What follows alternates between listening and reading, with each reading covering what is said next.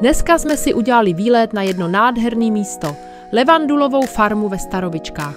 Už od vjezdu do obce tě navede parádní značení a parkoviště je hned u farmy, takže žádný bloudění, jen zaparkuješ a jdeš rovnou do té fialové pohody.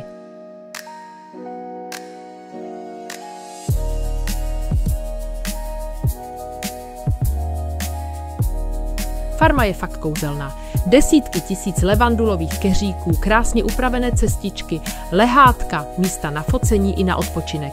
Všude kolem poletují včelky a ta vůně úplně tě to zpomalí. Je to taková oáza klidu, kde se fakt dá vypnout a jen si užívat ten moment.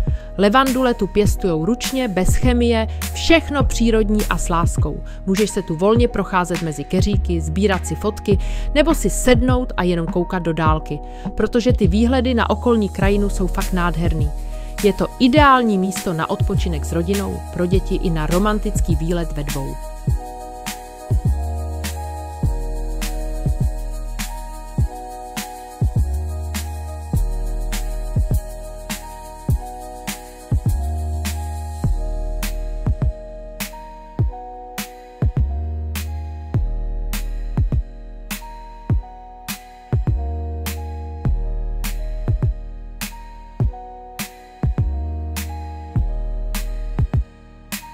No a přímo vedle je i jejich vlastní obchůdek a kavárna. V obchůdku najdeš domácí sirupy, levandulový olej, pečený čaj, mýdla nebo polštářky. Všechno ručně dělané a krásně zabalené.